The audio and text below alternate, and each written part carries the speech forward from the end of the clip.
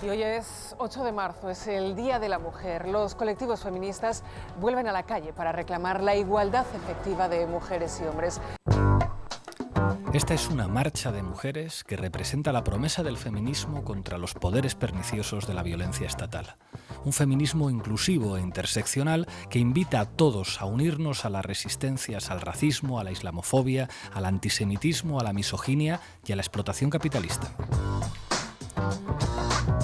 Nos dedicamos a la resistencia colectiva, resistencia a los multimillonarios, a los especuladores hipotecarios y gentrificadores, resistencia a los corsarios de la salud, resistencia a los ataques contra musulmanes e inmigrantes, resistencia a los ataques contra las personas con discapacidad, resistencia a la violencia estatal perpetrada por la policía y por la industria penitenciaria, resistencia a la violencia institucional e íntima de género, especialmente hacia las mujeres trans de color.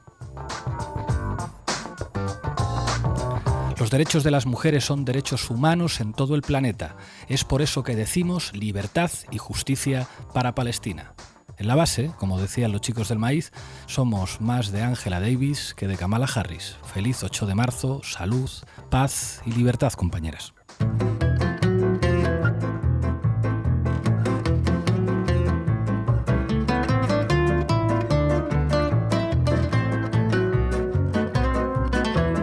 La Base, de lunes a jueves en Público. 8 de marzo hoy es un día de lucha, de reivindicación. Hablamos de feminismo, contaremos como siempre la base de datos con Sara Serrano, con Manu Levín analizando lo que dicen los medios de comunicación. Vamos a entrevistar a Irene Montero, ministra de Igualdad del Gobierno de España, y también a Elizabeth Gómez Alcorta, ministra de las Mujeres, Género y Diversidad de la República Argentina. En nuestra tertulia vamos a contar con Virginia Pérez Alonso, directora de Público. Muchas gracias por estar aquí. Muchas gracias a vosotros, un placer. Y también contaremos con dos feministas. Patricia Caro, bienvenida. Muchas gracias por la invitación. Y también Pastora Filigrana, que se incorpora a la tertulia desde Zoom. Muchísimas gracias por estar aquí, compañera. Hola, buenas tardes a todas y a todos. Muchísimas gracias, compañera. Y para terminar, tendremos Dato Mata Relato con Julián Macías. Arrancamos, Lolo. La base de datos. Feliz 8 de marzo, Sara. Gracias. Hoy quería hablar de las contribuciones del movimiento feminista a los principales avances políticos y sociales de nuestra época. En primer lugar, el feminismo ha contribuido a democratizar las estructuras del Estado, señalando el sesgo conservador y patriarcal de muchas de las sentencias de la judicatura de los últimos tiempos. Un ejemplo es el caso de la lucha de Juana Rivas por la custodia de sus dos hijos. En este caso, el apoyo social fue fundamental para que finalmente el Consejo de Ministros la concediera un indulto parcial. Vamos a escuchar un audio del juicio. Usted, me extraña que 4 abogados que usted ha referido como que acudía a ellos le digan, muy bien, todo esto de los recursos está muy bien, el Tribunal Constitucional, todo lo que usted quiera, pero entregue usted a los niños porque puede estar cometiendo un delito. Nadie le dijo eso. Elija usted bien los abogados, porque fíjese usted dónde está usted metido. Porque no es chica la historia, ¿eh? Vale. Lo que estábamos escuchando es al juez Manuel Piñar, magistrado de lo penal del juzgado número 1 de Granada, revictimizando, desautorizando e infantilizando a Juana Rivas durante el juicio. Ese mismo juez condenó a una mujer en 2011 por denuncia falsa. Según Piñar, el excesivo celo ideológico de proteger a la mujer por parte de la Fiscalía estaba llevando a quitar la dignidad a determinados varones. Ese tipo de jueces tenemos todavía en España.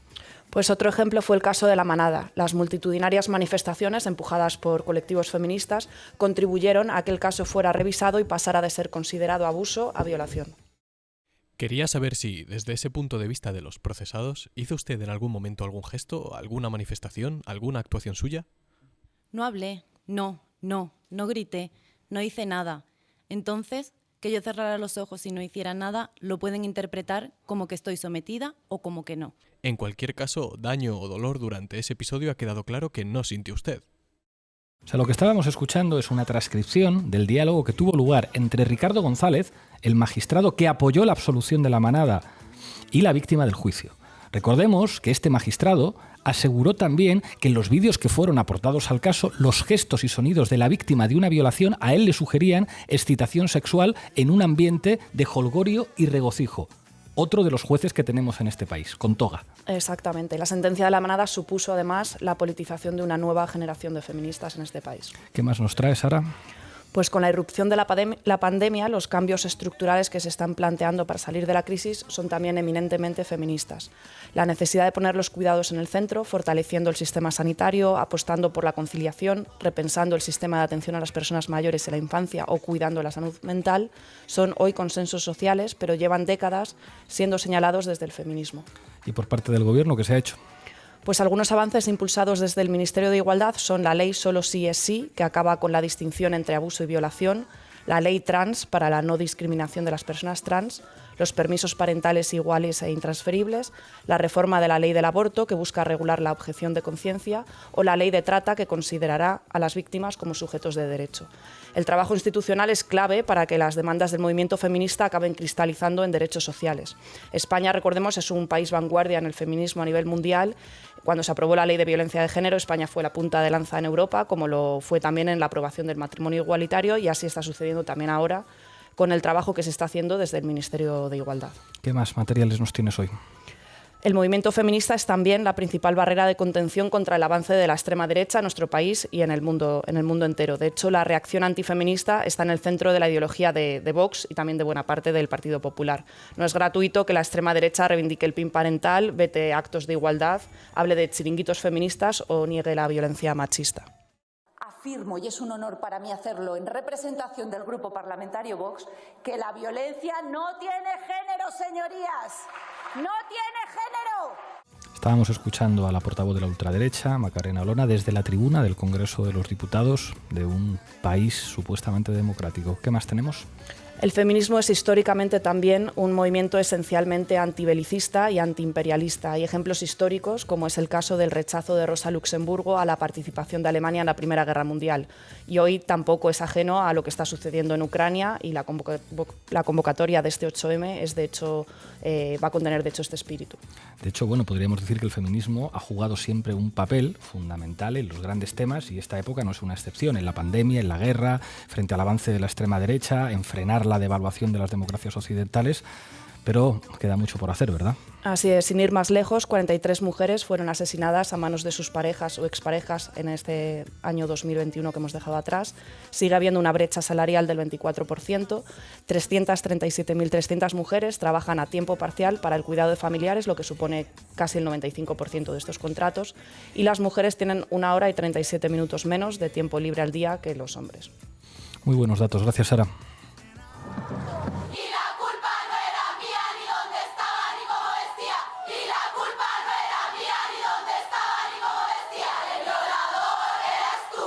Buenas tardes, Manu. ¿Qué dicen los medios? Pues os cuento varias cosas. Mete de cabecera, Lolo. Titulares al banquillo.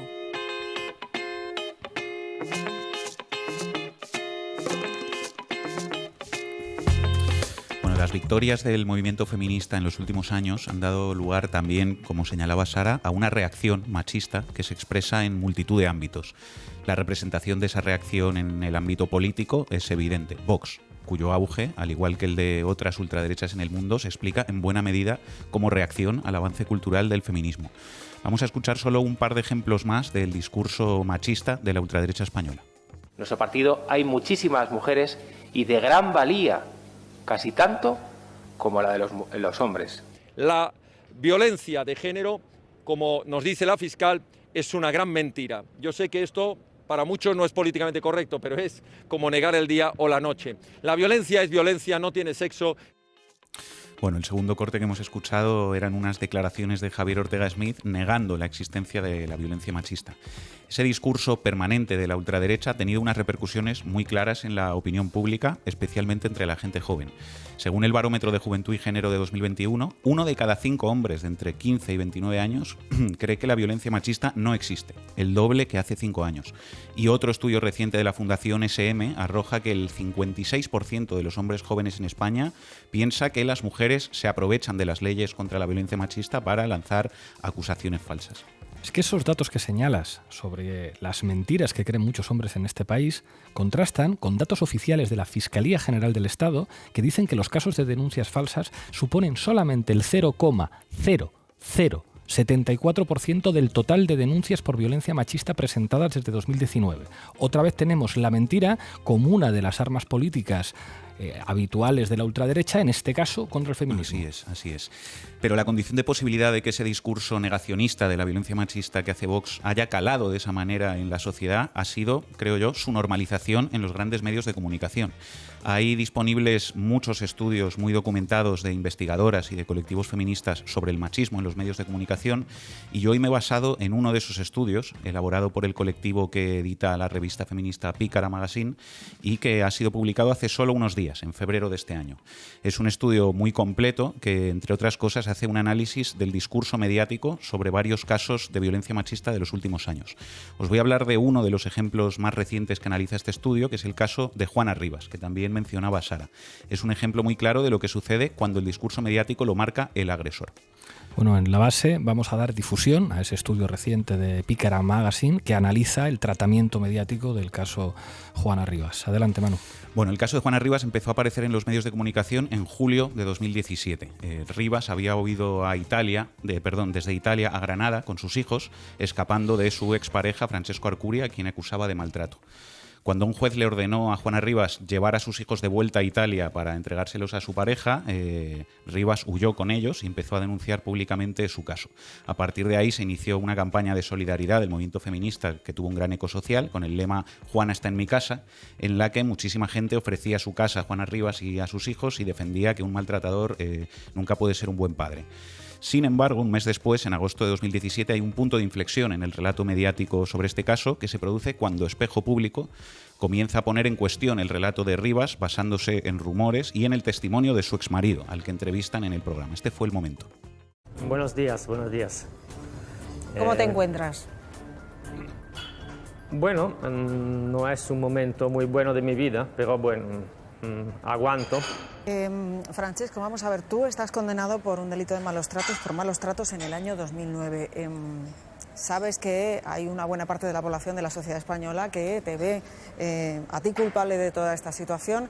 ¿Qué sucede en el año 2009 para que a ti te condenen por malos tratos? Estábamos en Granada, estaba en Granada y en un piso en el centro de Granada. Y la madre de mis hijos tenía costumbre de salir por la noche y volver a las 6-7 de la mañana. Y yo me ocupaba, ella tenía una pequeña tienda y yo me ocupaba prevalentemente del niño. Y entonces una mañana vuelve a las 6:30 de la mañana y le pido de ir a dormir en la otra habitación porque yo estaba durmiendo con Gabriel, había solo un niño al momento. Y ella se pone muy nerviosa, me da voces y me golpea. En fin, el programa de Antena 3 permite a Arcuri presentarse como víctima y como un buen padre, que era quien realmente se ocupaba de sus hijos. Vamos a seguir escuchando la entrevista. Yo me ocupo todo el día del desayuno del niño, de jugar con él, de salir, de cocinar por el mediodía. A ella no le vemos, como siempre. Y luego jugamos, salimos por la tarde para pasar de su tienda a ver si está ahí. En fin, la entrevista continuó dando espacio a la versión del exmarido de Juana Rivas para negar el relato de ella y los hechos que habían sido juzgados, a pesar de existir una sentencia firme contra él por maltrato y una orden de alejamiento. A ver, para que yo lo entienda, un programa de televisión de referencia, de los que más audiencia tienen, entrevista a un tipo condenado por maltrato para que siembre dudas sobre la denuncia de Juana Rivas, para presentarla como una mala madre y como una mujer que se inventa la violencia contra ella, a pesar, insisto, de que hay una sentencia que establece que este tipo es un maltratador y sin embargo puede contar que salía por la noche hasta muy tarde y que claro, que qué sacrificio era el suyo, que cuidaba mucho a sus hijos. Efectivamente, y a partir de ahí buena parte del discurso mediático sobre este caso pasó a estar marcado por el relato del exmarido de Juana Rivas. Todo vale menos la palabra de ella, dice el estudio de Pícara. Las declaraciones de él, los comentarios en redes sociales de clientes del establecimiento que Rivas regentaba con Arcuri en Cerdeña, el relato del vecindario describiendo a un Arcuri pacífico y sosegado o las supuestas salidas nocturnas de Rivas. Vamos a escuchar otro momento de Espejo Público en el que una reportera fue a hablar con amigos del exmarido de Juana Rivas. ¿Tú has podido ver a Francesco Arcuri? Sí. ¿Y cómo está Francesco? Está muy feliz con los dos niños. El niño que él quería. Su vida. Los niños son su vida. Y mientras unos aseguran que se muestra abiertamente feliz, otros lo describen como una persona destrozada. ¿Lo ha visto a Francesco cuando ha vuelto a Italia? Sì, ¿Y cómo está ahora Francesco? ora non sta bene. Non sta bene perché ha avuto questo problema con i figli e giustamente è un padre ferito. Es un padre herido, decía, un gran tipo, un padre excelente, amigo de sus amigos, impresionante. Bueno, también hubo muchas otras informaciones en los meses sucesivos que retrataban a Juana Rivas, según el análisis de Pícara, como una mujer joven que se comprometió demasiado pronto y quería salir de fiesta, a lo que su marido ponía pegas, desencadenando discusiones siempre entre ambos y en igualdad de condiciones. Escuchamos un fragmento de una noticia de Antena 3 que ejemplifica precisamente esto. Cómo se deterioró la historia de amor de Juana Rivas y Francesco Arcuri. El deterioro de la pareja lo notaron los vecinos poco a poco. Comentan que cuando se dieron una segunda oportunidad en el año 2013 y tuvieron a su segundo hijo, todo iba viento en popa y eran una pareja ideal. Pero poco a poco empiezan las peleas. Todo apunta a que a Francesco no le gustaba que Juana saliera de fiesta con él. Se llevan 15 años de diferencia y a partir de ahí comenzó a deteriorarse la relación. En fin, peleas de pareja. Escuchamos ahora otra noticia, esta del Mundo, titulada Cuando Juana y Francesco eran felices, que iba en la misma línea de poner en duda el relato de Juana Rivas, situando rumores por encima de sentencias firmes. En las críticas en TripAdvisor al hostal que llevaban en Carloforte los clientes, hablan de la cordialidad de la pareja y de las mermeladas caseras de Juana. Jamás me dijo que la estaba maltratando. Cuando venía aquí de vacaciones sola, sin él, tampoco. A algunos conocidos los animaba a irse allí a vivir, dice una fuente cercana a ella, que se lamenta de lo mal que está asesorada. Nada, si lo dicen las críticas de TripAdvisor, ¿cómo va a estar por delante de TripAdvisor una mujer que denuncia violencia machista y una sentencia judicial que dice que esa violencia queda acreditada? Alucinante. 2 años después, en 2019, de nuevo el diario El Mundo publicó esta noticia de la que os leo un fragmento. Dice: los partes del maltrato de 2009. Arcuri tenía más lesiones que Juana Rivas. El italiano sufrió 4 pequeñas lesiones por 3 de Rivas en la pelea entre ambos, pero aceptó retirar la denuncia contra ella y ser condenado por miedo a no poder ver después a su hijo. Es decir, El Mundo sigue a la carga profundizando en el marco de las denuncias falsas, pero las feministas que dicen que este tipo de discurso mediático es muy peligroso porque disuade a las mujeres de denunciar la violencia machista son unas exageradas y unas locas. Es decir, el periódico de la derecha más leído, a pesar de que los datos oficiales dicen que las denuncias falsas representan mucho menos del 0% de las denuncias por violencia machista presentadas, siguen construyendo un relato para que buena parte de los hombres en España crean una mentira, y es que existen denuncias falsas. Así es, vamos acabando ya este relato. El estudio de Pícara analiza varias informaciones más sobre este caso, pero os cuento una última, que fue publicada por La Vanguardia ya en 2021, cuando se debatía la petición de indulto de Juana Rivas tras haber sido condenada a prisión por sustraer a sus hijos. En la noticia se daba difusión una vez más a la versión de Arcuri para oponerse al indulto.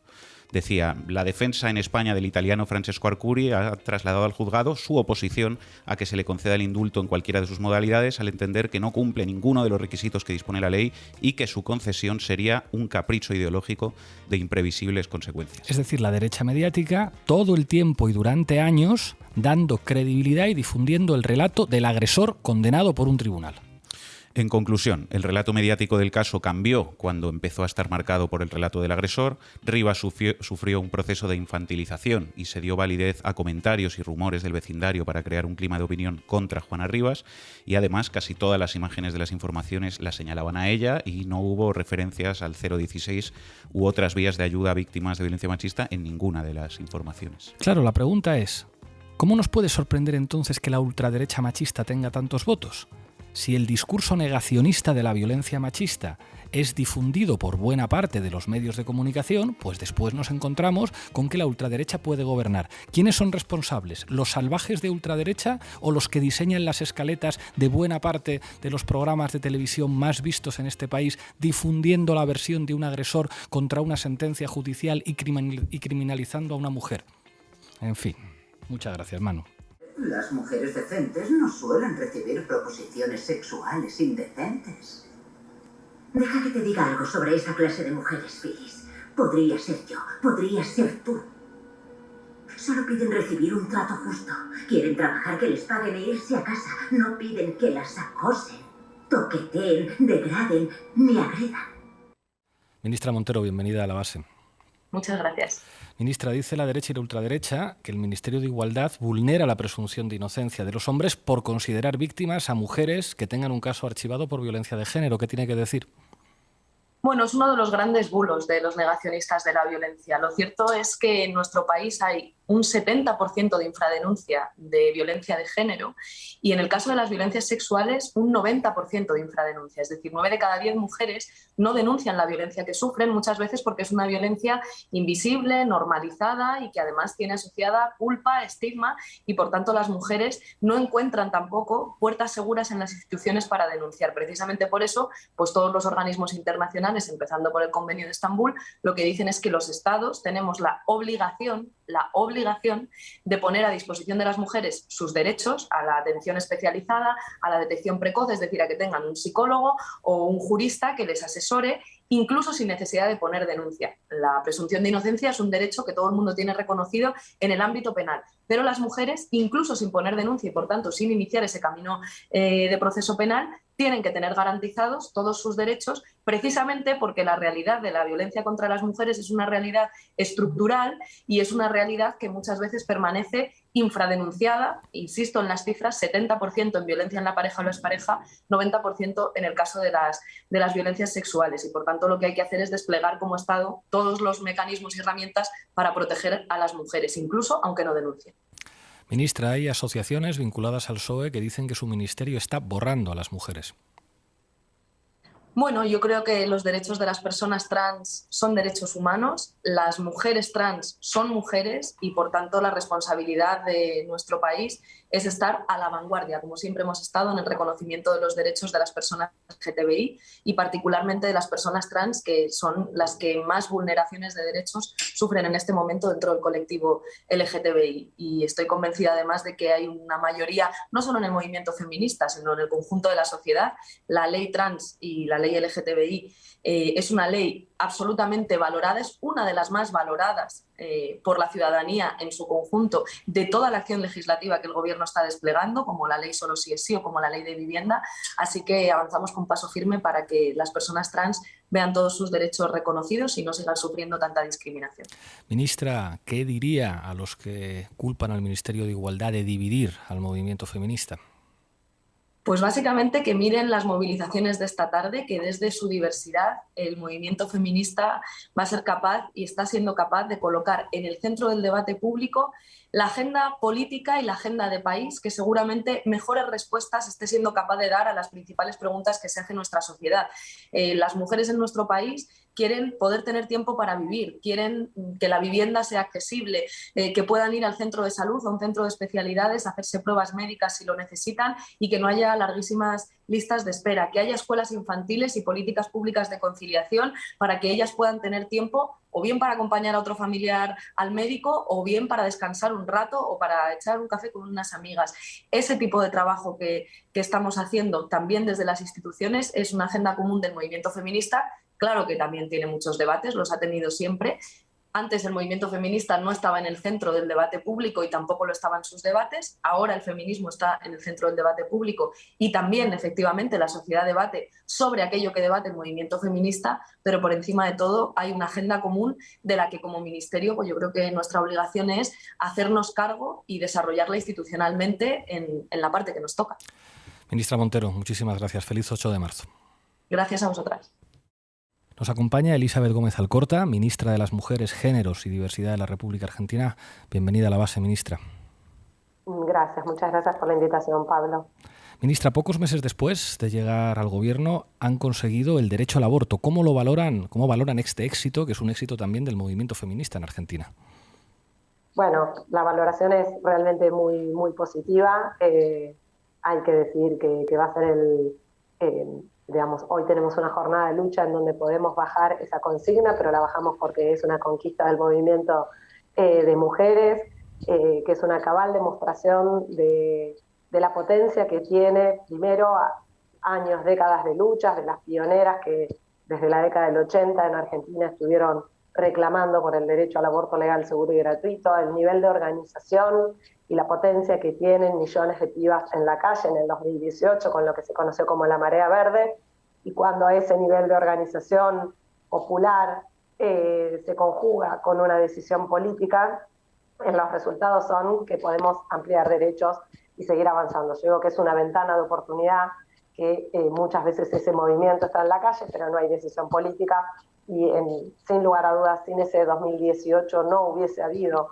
un 2020 con ley sancionada, porque justamente esa demanda callejera hizo que por primera vez en el debate presidencial, eran todos varones los candidatos, la pregunta por el aborto estuviera instalada, es decir, la demanda de la calle llegó a la política, se instaló y nadie podía, como se hizo durante muchísimo tiempo, mirar para otro lado.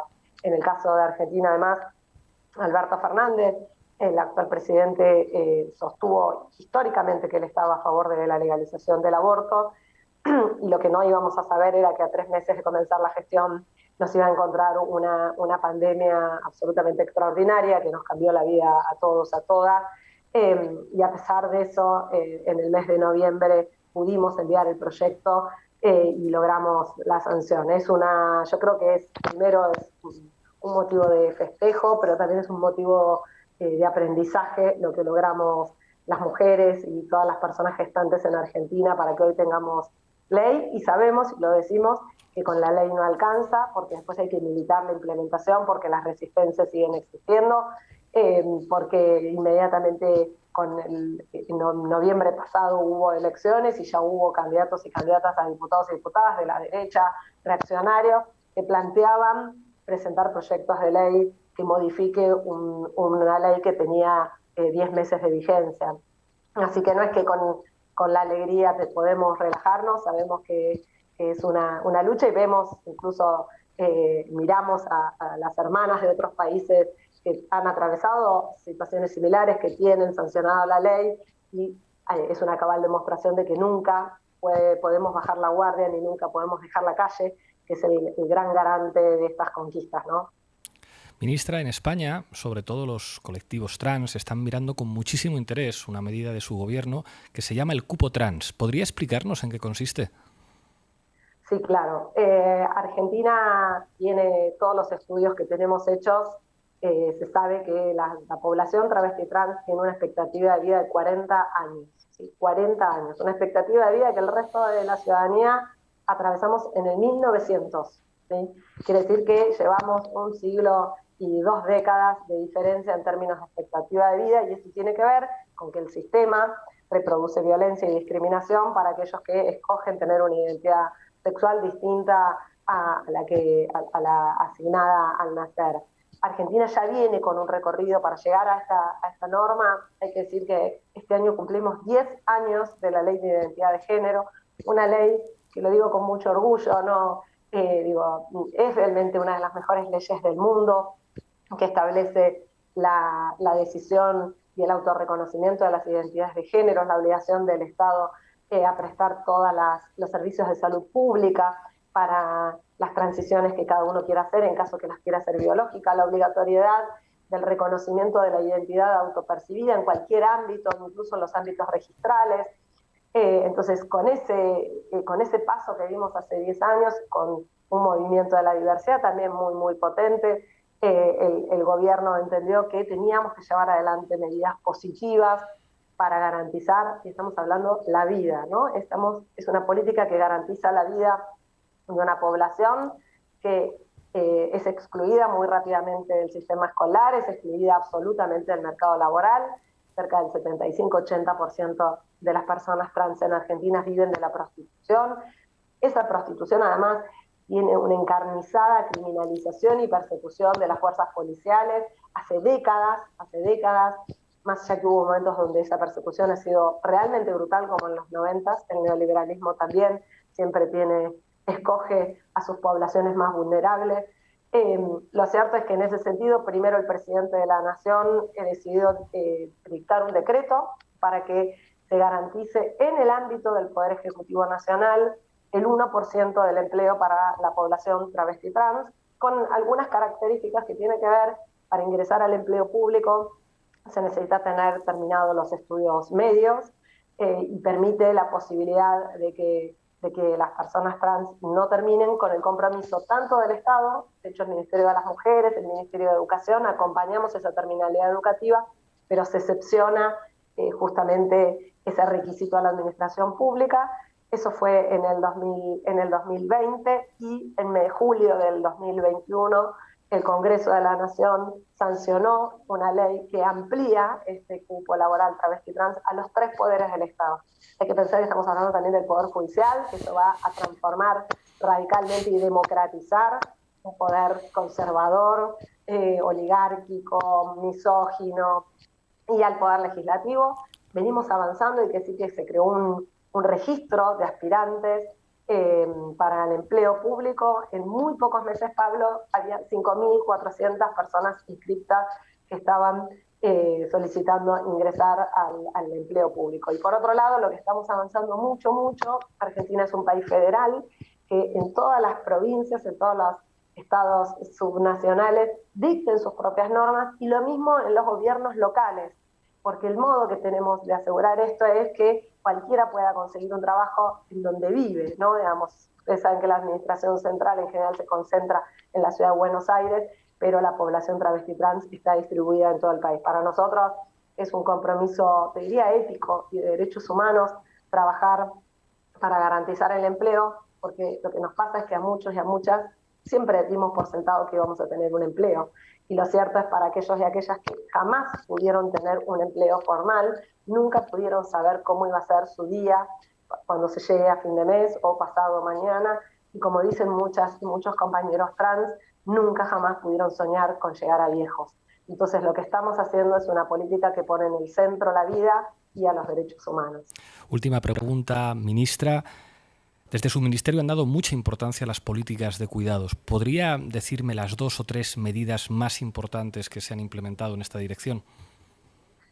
Bueno, sí, para nosotros te diría, Pablo, que es el eje y el corazón de las desigualdades, ¿no? Todo lo que estamos hablando cuando queremos hablar de femicidios, cuando queremos hablar de la falta de acceso a la representación política, al mercado laboral, digamos, tiene eso como subyacente el injusto modo, lo voy a explicar lo más fácil posible, en que la sociedad se organiza para cuidar a quienes necesitan ser cuidados. Todos en algún momento de nuestra vida lo necesitamos, seguramente todos en algún momento lo vamos a necesitar, pero además sostener la vida, ¿no? Hacer las compras, lavar la ropa, ordenar la casa.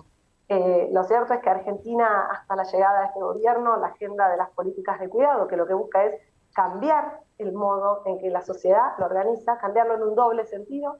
En un lado, que no recaiga solo en las familias, porque entonces si recae en las familias, la familia que puede tener dinero y tercerizar tiene forma de no cumplir la cantidad o de no llevar adelante por sí mismo todas esas tareas, pero quien no tiene dinero tiene que hacerlo, y centralmente son las mujeres. Entonces, que no recaiga solo en la familia, que recaiga en el mercado, que recaiga en el Estado y que recaiga en la comunidad. Y por otro lado, en clave de género. Sabemos que para nosotras, cultural y socialmente, está asignado que nuestro rol, casi como un destino biológico, cada vez menos, es reproducirnos y ser esposas.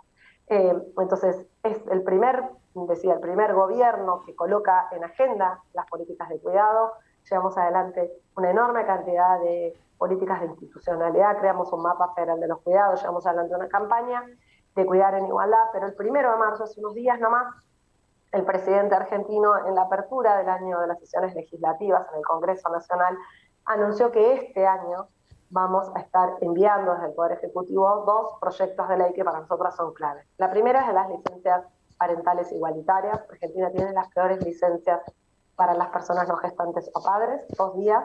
Vamos a ir progresivamente a uno que lleve a la igualdad. Estuvimos mirando mucho, Pablo, las leyes de Europa, la de España, los avances también que ustedes han tenido, y entendemos que no hay forma sino de poder avanzar en la responsabilidad. ¿Y cuál es el rol? Si el padre a los 2 días se tiene que volver a trabajar, el Estado lo que le está diciendo es que no tiene nada que hacer en esa casa, con esa familia, con ese bebé, con esa mujer, y ni hablar que además tiene otros hijos e hijas. Lo que le está diciendo es que su rol es ser proveedor.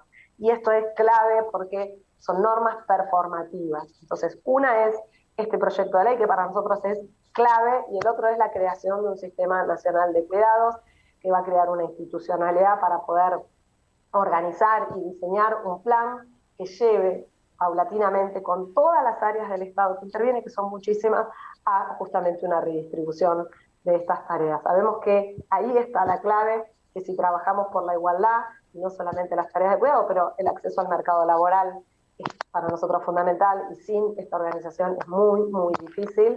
No vamos a poder salir de las situaciones de violencia, y sabemos que es un cambio cultural y que el Estado tiene la obligación, que la asumió internacionalmente, porque la asumió normativamente, de llevar adelante medidas como estas y muchas otras que estamos planificando en lo que nos queda de la gestión. Elizabeth Gómez Alcorta, ministra de las Mujeres, Géneros y Diversidad de la República Argentina. Feliz 8 de marzo, ministra. Gracias y feliz día de lucha a todas y a todos. Hasta pronto. Bueno, empezamos la tertulia. Empiezo contigo, Virginia. ¿Cómo crees tú que se va a recordar el 8M de este año tan complicado de 2022? Parece que no salimos de años difíciles. Yo creo que se va a recordar como el 8M de la división. O sea, es el 8M de una división que se ha ido cristalizando a lo largo de los últimos años, casi diría desde el año 2020, o sea, casi desde el año de la pandemia, digamos, ¿no?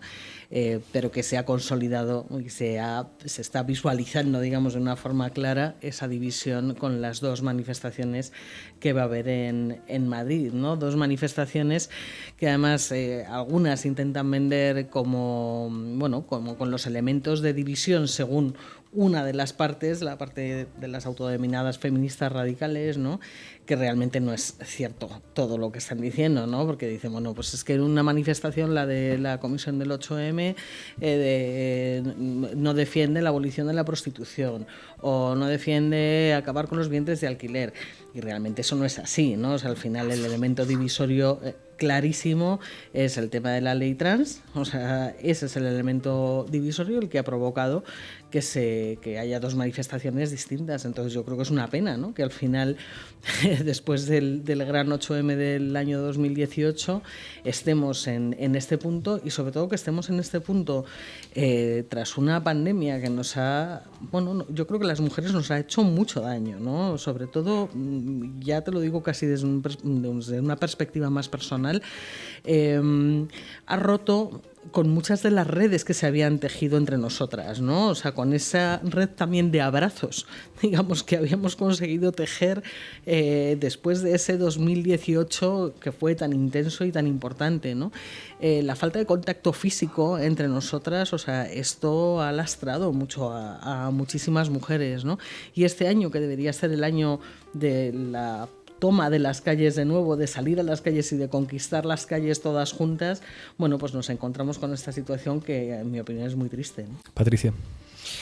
Bueno, yo creo que, decía Bell Hooks, ya en los años 80, ella hacía un análisis del movimiento feminista y decía que aquellas que salen a las calles a manifestarse son unas mujeres muy privilegiadas, y que las mujeres que más vulneraciones de derechos sufren no tienen ni siquiera la posibilidad de articular sus luchas de manera colectiva y salir a las calles, ¿no?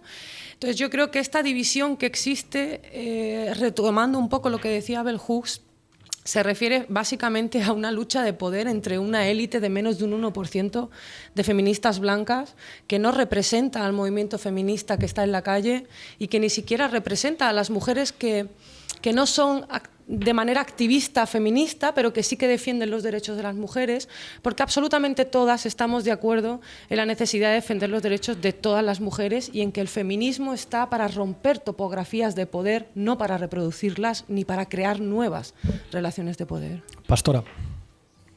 Pues yo creo que Virginia lleva razón y es innegable quitársela, ¿no? Efectivamente es un 8M de la ruptura, pero también del fracaso de las intenciones de ruptura. Al menos bien del todo no les está saliendo a esa parte del feminismo, del supuesto feminismo, que tiene este ánimo de desmovilizar una parte importante de las bases populares del feminismo. No le está saliendo bien del todo, porque aunque es una pena que haya dos movilizaciones, sigue existiendo ese feminismo inclusivo, ¿no? Inclusivo en una palabra amplia, inclusivo porque está sabiendo sumar malestares, dolores de barrigas reales de realidades muy diversas.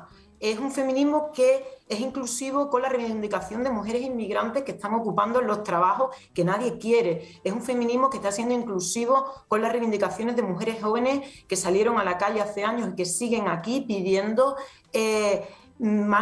frenar la violencia machista, ¿no? Las violencias sexuales a las que están expuestas tantas mujeres.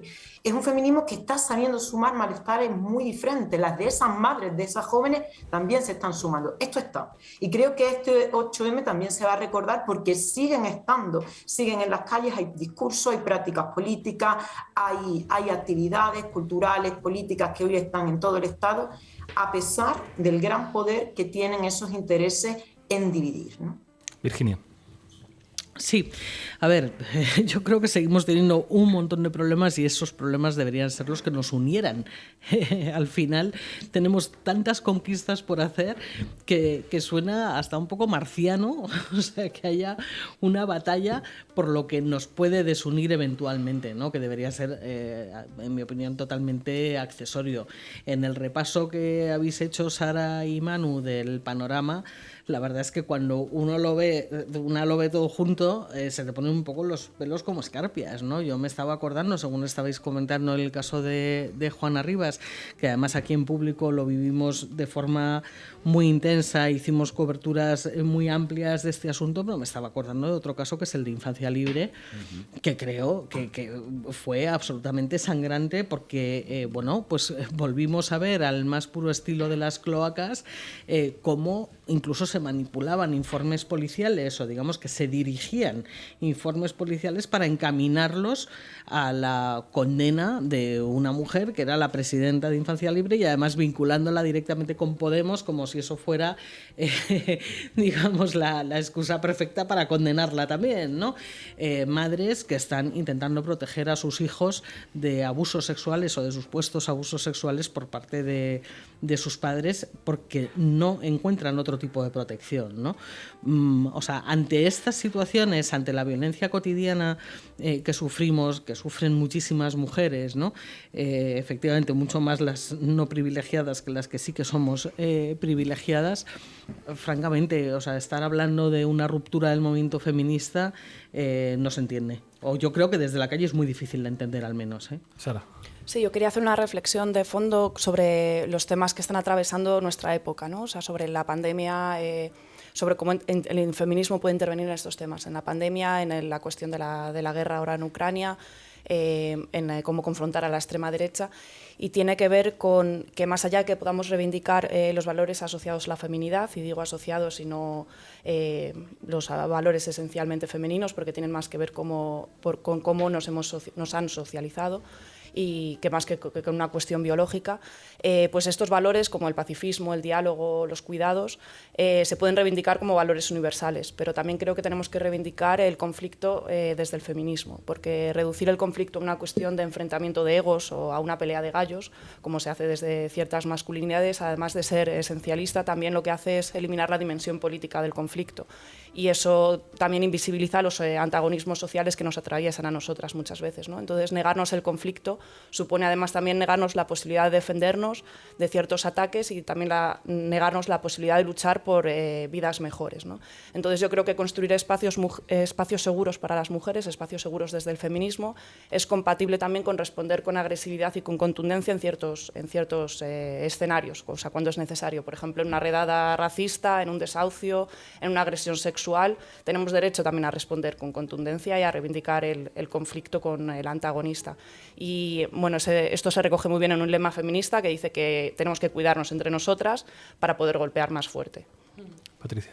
A mí me parece que hay un hecho del cual no nos podemos olvidar, y como el espacio comunicativo siempre es limitado, creo que estos debates de si hay división o no hay división están cooptando demasiado espacio, y es que tenemos a un grupo parlamentario en el Congreso de los Diputados que está pidiendo cada vez que tiene la oportunidad que se derogue la Ley de Violencia de Género y se deroguen todas aquellas leyes que avanzan en derechos para las mujeres, ¿no? Entonces, el mayor peligro que supone esta supuesta división, ¿no?, o esta doble convocatoria de las manifestaciones feministas es esto, es decir, nos impone a las mujeres elegir de qué tenemos que hablar y nos impide ver que lo que realmente está en peligro es los derechos que ya hemos conseguido. Es que el problema de la extrema derecha es que no solamente no nos permite avanzar, sino que tenemos que empezar a debatir sobre cómo conservar los derechos que ya hemos conseguido, ¿no?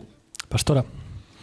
Bueno, yo soy optimista, ¿eh? Si no, no me levantaba de la cama y no podría implicarme en tantos compromisos políticos. Yo creo que que el feminismo popular, el feminismo de base, está sabiendo hacer cosas que ya no se van a borrar tan fácilmente de los imaginarios colectivos. Es decir, las conquistas que se van dando posiblemente no se eche atrás. Yo creo que, sobre todo, una de esas conquistas es haber sido no solo ese paraguas aglutinador que antes estaba intentando definir, sino también que han sabido tirar de los hilitos, de los problemas concretos, de los cuerpos concretos y encontrar causas comunes. Es un feminismo que habla de antirracismo abiertamente, es un feminismo que grita que parar un desahucio también es feminista, que está pidiendo la regularización de personas migrantes. Es decir, esa no solo masividad del feminismo, sino radicalidad, en el sentido de ir a la raíz de los problemas que sufren muchas personas concretas y darle respuestas comunes, ¿no? Definir esas cuestiones comunes. Creo que esto está sumando. Yo digo que yo soy optimista. Esto no va a ser tan fácil de volver atrás, sobre todo en una juventud que está haciendo crecer este feminismo grande, ¿no? Un feminismo donde cabe mucha gente. Creo que eso lo tenemos que poner en valor y crear desde ahí el discurso político. Nos vamos a quedar con ese optimismo de Pastora y ya es tiempo de Dato Mata Relato con Julián Macías. Mete cabecera, Lolo. Dato Mata Relato con Julián Macías. Dispara, Macías. Bueno, pues un día como hoy hay que hablar de feminismo y como desde la ultraderecha han puesto en el centro de la diana precisamente al feminismo y al 8M para lanzar bulos y mensajes de odio después de que en 2018 y 2019 pues se viera una marea reivindicativa, digamos, sin precedentes y que de una manera o de otra, se ha visto como amenaza, ¿no? para este grupo. El momento ideal para lanzar estos ataques de manera masiva fue precisamente el 8M del 2020, donde, por ejemplo, se inventaron que las organizadoras de la manifestación y cargos tanto del PSOE como de Unidas Podemos, sabían que había que protegerse del coronavirus porque llevaban unos guantes violetas, como si fuera una novedad, cuando realmente era algo ya tradicional. Incluso, usaron un vídeo manipulado que incluso salió en el programa de Ana Rosa. Sí, en el cual, salía Irene tosiendo y manipulaban las palabras de Boti diciéndole no me tosas que me vas a contagiar y ese tipo de... Sí, un vídeo fake en el programa de más audiencia de la televisión en su franja horaria, casi nada. Sí, y en general trataron de culpabilizar a la movilización del 8M, digamos que el coronavirus se extendió en todo el país, precisamente porque digamos que esas manifestaciones fueron el motivo cuando precisamente, por ejemplo, solamente atendiendo a los asistentes a partidos de fútbol, el número fue bastante mayor. Por ejemplo, Vox celebró su congreso en un lugar cerrado, incluso Ortega Smith, que fue una de las personas que participó, tenía síntomas claros de tener la enfermedad, incumpliendo las recomendaciones que en ese momento se daban desde el gobierno, por no hablar, por ejemplo, solamente las personas que viajaron en el metro de Madrid, que son vagones cerrados, que el número eran 100 veces superior a las personas que se manifestaban. Lo que queda claro es que el feminismo y el 8M son objetivos de la ultraderecha política y mediática y que siempre disparan contra ellos. Sí, además, digamos que de una manera bastante surrealista, si atendemos a la razón, esta técnica de lanzar bulos prácticamente a diario es muy llamativa, ¿no? He recogido algunos de los que se hicieron más virales y he focalizado sobre Irene Montero, la ministra de Igualdad, porque es una de las personas que ha sufrido, digamos, en más ocasiones este tipo de campaña. Y voy a empezar por la noticia falsa que se lanzó en el programa de Negre, lanzada por Alvise. Además fue el segundo programa de su canal de YouTube, Estado de Alarma, que aparte está subvencionado, lo recuerdo, con dinero público de gobiernos autonómicos del PP, y llegaron a afirmar que había 2 unidades de UBI móviles en la puerta de su casa 24 horas al día para estar pendientes de digamos, aunque no estuvieran operativas, pero que estaban pendientes por si pasaba algo a su familia. Otra muy llamativa es la falsa petición de Irene Montero para que los caballos de potencia de los motores se cambiara la nomenclatura por yeguas. Es decir, algo surrealista, pero que se hizo viral. Por ejemplo, inventarse la propiedad de un bolso Louis Vuitton o un reloj Rolex de alta gama, que en ambos casos, pues eran falsos. La creación de tuits de tuits que no eran reales, como uno en el que Irene se preguntaba por qué un vuelo a Canarias se tarda 2 horas y solo 45 minutos a Baleares cuando hay la misma distancia, ¿no? Bueno, ese tipo de cosas que parecen absurdas, pero que a base de repetirlas una y otra vez, bueno, pues van calando. Hay otra muy, muy curiosa también, como también acusaron a Irene Montero de que realmente es la única ministra que existe de igualdad en Europa y que nunca se había celebrado una reunión a la que asistió con otros ministerios de igualdad europeos, que claro que existen, pero también se difundió como si fuera una falsedad.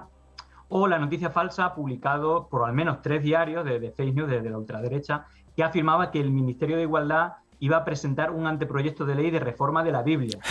Bueno, y podría seguir varias horas, porque ya, como te digo, son bulos diarios, pero bueno, me gustaría hacer la reflexión sobre la impunidad de este tipo de estrategias que pueden parecer ridículas, pero que a base de reiteración, bueno, pues va calando a algunos sectores de la población sin que los creadores o difusores de estos bulos, bueno, pues tengan ningún tipo de consecuencia que sí sufren las víctimas de este tipo de ataques. Julián, ¿quién financia todos estos instrumentos de propaganda de la ultraderecha?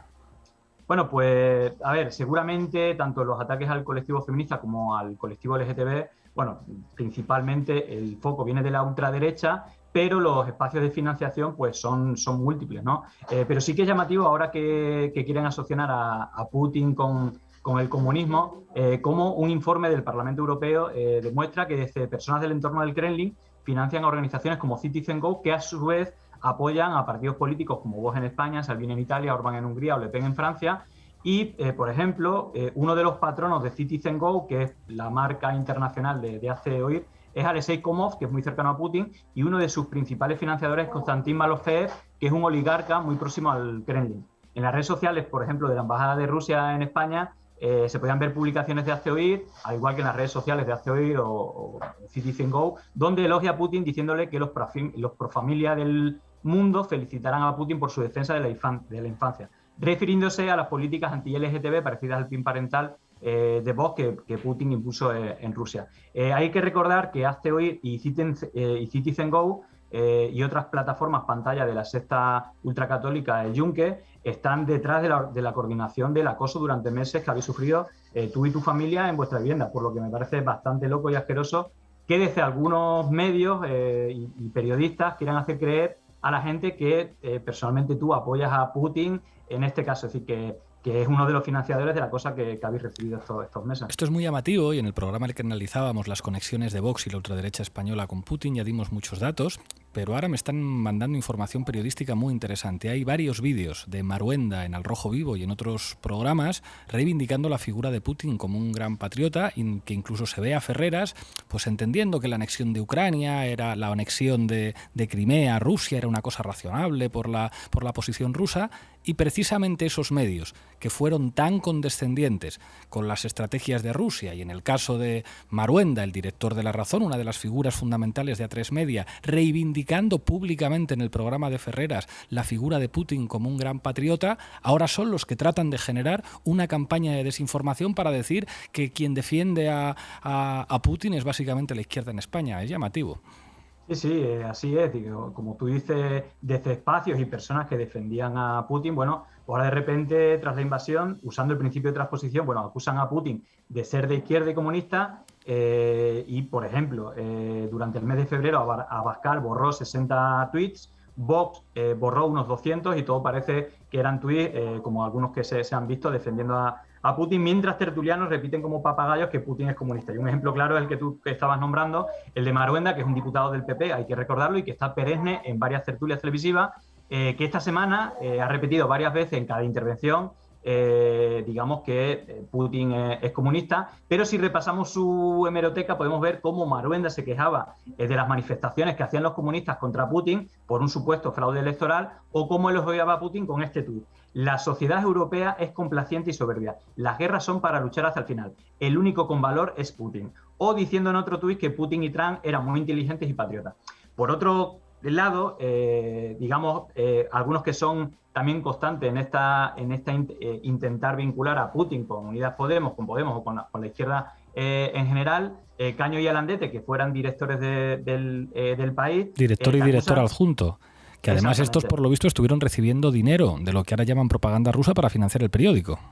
Claro, te acusan de ser un propagandista de Putin a ti personalmente por criticar, cuando estaba en el Parlamento Europeo, al gobierno ucraniano formado tras el golpe a Yanukovych, después del Euromaidán, que estaba formado por grupos, claramente neonazis como Bodova o Sector Derecho, mientras en el periódico que dirigían recibían dinero ruso, según el diario.es, para difundir propaganda de medios financiados por el Kremlin como Rusia Beyond. En definitiva, un poco el mundo al revés, el principio de transposición de Goebbels, en su máxima expresión.